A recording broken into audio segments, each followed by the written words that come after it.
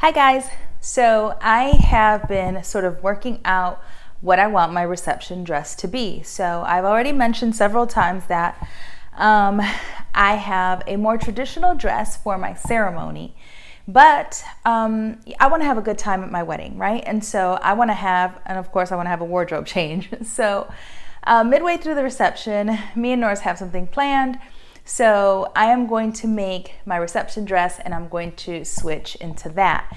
So I've been thinking about what I want to do now. I am not making my ceremony dress. If you missed that video about me shopping for my wedding dress, you guys can watch it. It's also linked in the description box. So I'm not making my ceremony dress, but I thought, well, I can definitely pull off a reception dress because it's not going to be as formal or dressy or beaded up or whatever as my ceremony dress. And then I should be able to dance comfortably and have a really good time. So I've been thinking about different things that I wanted to do. I know that I want a short dress for my reception, so that's definitely a go. And I've been sketching some ideas. My bodice is going to be a bodice and bodysuit, and the skirt, which will look like a dress when it's together, but it'll actually be a skirt that I can easily take on and off, so that in the future, if I want to wear it, I can. So I thought it would be fun to sort of show you some of the ideas that I have. Now, I have to sort of still work out exactly what I want to do because, to be honest, I have an idea, but I'm not like 100%. So because I'm not 100%, I bought some really inexpensive satin and some really inexpensive mesh that I'm going to use to sort of play with the idea and then see what comes out of it. Now, I'm going to do a combination of draping and using different patterns, hacking them up, putting them together to create my dress. So let me show you the patterns I intend on hacking together, and then the fabric that I picked up just, as my muslin, right, as my test fabric to sort of do a run through of the dress, see if I like it. Some of my sketching ideas, and then some of my draping books that I love and would recommend. Okay, so I know partially what I want for the dress. So this is the first sketch idea. So now these panels here are going to be satin or lace or beaded or something, I don't know. These little side panels you see here and that little center panel is going to be like a see-through mesh, right? It's like barely there. It's called illusion mesh. So that's what that's going to be. The skirt, I'm not sure if I want to do a high-low. It'll be very subtle if I do. And I don't know if I want a big center pleat, but it'll definitely be a circle skirt, very full. Now, I mentioned that the skirt is going to be detachable, so I want this part to be sort of like a bodysuit. So I was thinking of these different sort of styles of bodices, but I landed on this one, and so I'm just going to create a bodice, a sort of a bodysuit for it, and see how that goes. So those are sort of some of the ideas that I have, and I have these different sort of like bodice shapes, but I want something that's completely different from my ceremony dress. I want it to be like a stark difference. So I had one of these patterns already in my stash of patterns, but so I'm probably gonna play with Simplicity 1195 because it has a very similar, let me see if I can show you, that little bodice shape. So that's very similar to sort of the shape that I want, and I can easily manipulate that to the exact shape that I want if it's close enough. I also, like I said, want a big full circle skirt, and I might even do something underneath the skirt. So I got Simplicity 8051, which is a really beautiful dress anyway, and I can use the skirt portion of it and then just play with that.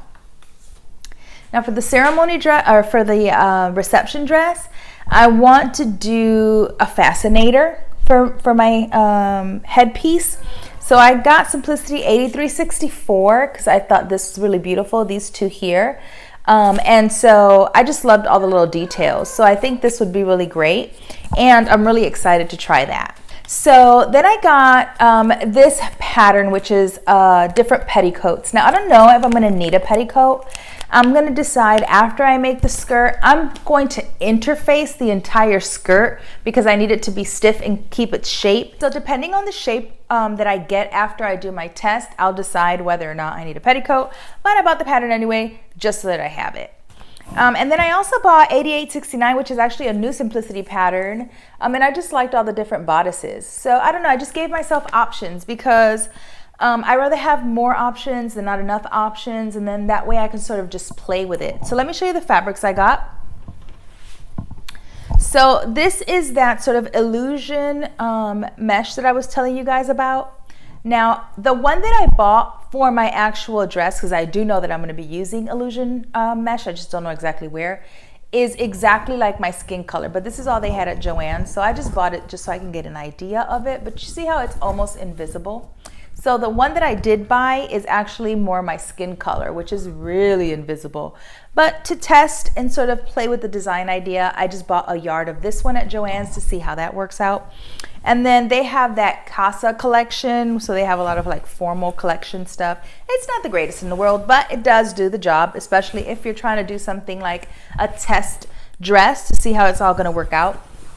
What I do like is that it has a nice sheen. This is their stretch satin, and it has a really great weight. So it's not super lightweight and it's not stiff, but it will hold shape really nicely. And it has a little bit of stretch, but not a whole lot, so I'm not too concerned about it, even though I'm gonna be interfacing my bodice anyway, so it really doesn't matter.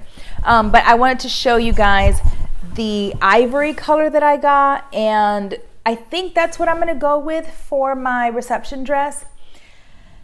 I may or may not do a really pale pink. Not sure. But this is enough to at least get me started and let me work through some of the ideas that I have. Now, if these patterns sort of don't work out and I'm not getting the look that I want, which for me, honestly, is just going to be faster because I'm so limited on time as far as like what I can actually pull off in such a short amount of time, as we're getting married in like 3.5 weeks. Then I'm gonna just try and drape. Now draping is gonna probably take me a little longer, so if I could pull it off with the patterns and hacking it, that would be best. But if it doesn't, then I'll just go ahead and start draping. So this is one of my favorite draping books. It's called Draping the Complete Course.